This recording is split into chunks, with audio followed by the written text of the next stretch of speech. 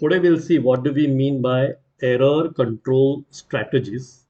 Now in that what will happen is first you should know what do you mean by error detection and what do you mean by error correction. Okay, so error detection and correction both will be taking place at the receiver level. At the receiver side, you're going to do the error detection and correction. Okay. Now, in that process, what do you mean by error control strategies? What are this process? These are error control methods. Okay, so two methods we will see today, and we will be like on the line now where we are seeing what is error detection and correction. Okay, so let's start with today's topic. So today's topic will be error control strategies, error control methods. So in this, we are going to study two methods. One will be called as error detection with retransmission, and the other one will be called as forward error detection and correction. Okay, so let's start with the topic. So now, before going to the error control strategies, there are two ways to control error. Okay, at the receiver, whenever you see error, there are two ways to control errors. So as I've shown here, two ways of controlling errors are, here you can see the first one is error detection. That is simply you are going to identify the error at the receiver, which will be called as error detection. And then you can also do error correction. You can also do error correction, which will be little complex and costlier to do, but you can do error correction. So there are two ways to control error. Whenever you see that the information what is reached to the receiver is not correct, it is not as per what you have transmitted. When you identify, when you detect, it is called as error detection. In that you will identify the position of the error also. And if you are having a method of correcting that error, then that will be called as error correction method also. So there are two ways by which you can control the error, what you see at the receiver after the message or data has reached the receiver from the transmitter. Okay, so there are two ways to control them. So to control error, we can have error detection and error correction. So exactly what do we mean by error detection? We will see. So error detection, as name suggests, simply means detection or identification of errors. These errors may cause due to noise or any other impairments during transmission from transmitter to the receiver in a communication system. It is a class of technique. Understand this. It is a class of technique for detecting garbled. Okay. A garbled means what? That is unclear and distorted data or message. Uncleared, distorted data or message is called as garbled. Okay. If you are able to detect the garble, if you are able to detect the error, it is a technique. It is a method by which you are going to detect the error. Okay. So that method will be called as error detection. Detection means you're only identifying. Detection means you're only identifying the error. You're not correcting it. You're only identifying the error. Okay. Then we'll see what do you mean by error correction. Then here error correction, as name suggests, simply means a correction or solving or fixing of errors. Whatever errors you see, you are going to correct that error with some method, with some manner, in some process, you are going to correct that error. Okay. So error correction, as the name suggests, is simply means a correction of the error, making it right, or solving or fixing of the errors, eliminating the errors. Okay. It simply means reconstruction and rehabilitation of the original data that is error free. So somewhere you are going to reconstruct the binary bits again. You are going to reconstruct the original data again, which is a error free, which is same now like what you have transmitted. Okay. But error correction method is very costly and is very hard. Clear? So these things what we have spoken up till now was error detection and error correction. Now, today we want to see two methods under error control strategies. Okay, and those two methods will be your error detection with retransmission and forward error detection and correction. So let's see them. So here, these are the two methods what we are going to study. These are called as detect and retransmit, or it is also called as automatic repeat request. And the second one is error correcting codes or forward error correction, FEC. In the first one, what will happen is your transmitter is going to transmit the data. Your receiver will receive the data. After receiving the data, the receiver has to send an acknowledgement back to the transmitter. If the data received is correct, then it will send a positive acknowledgement so that transmitter will send the next data. If the received data is not correct, then it will send a negative acknowledgement. In that case, the transmitter has to retransmit the earlier data. Retransmission, it is asking a request, automatic repeat request, where the transmitter has to retransmit if it has found any error at the receiver stage. This will be your first method. In the second method, you are going to add extra redundant bits to the information. And with that extra redundant bits in the information, you are going to understand the error and possibly you might correct the error. Okay. So that will be the second method where there is no request for retransmission.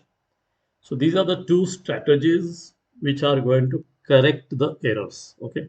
So first we'll start with the first method. So in the first method, you can see the data, the binary data is sent here. So here you can see your binary data. Okay, binary data. Now it will be encoded and made in a format of electrical waveform, and some error correction bits also will be added to it. Error correction bits also will be added to it, and all together will be sent through the transmitter. So here you are having your transmitter. So whichever method you use for a transmission, that method you are going to set. Now here we are not interested into knowing what is the method used. Okay, we are just interested what happens after we find that there is an error in the receiver. Okay, then this data will go through the channel. This is the channel. Okay, and then it will reach the receiver. So here you are having your receiver. In the receiver, it is going to decode the message. So message will be decoded here. And after decoding, you will understand at the receiver that there is a error detection. There is error. Okay. If there is error, okay, then the receiver has to give information to the transmitter to retransmit the data. So retransmission request. If I have found an error at the receiver, I will ask the transmitter to retransmit the data. Okay. Then the transmitter will retransmit the data.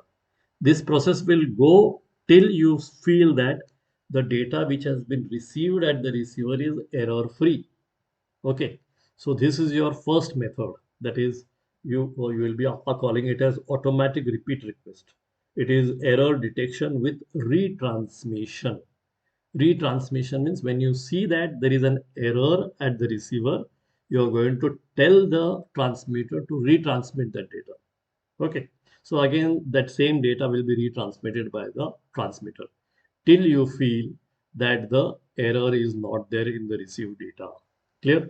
If the received data is correct, then it will give the positive acknowledgement and the transmitter will send the next data. But if the received data is having error, then the receiver will send negative acknowledgement and the transmitter will retransmit that data. Okay.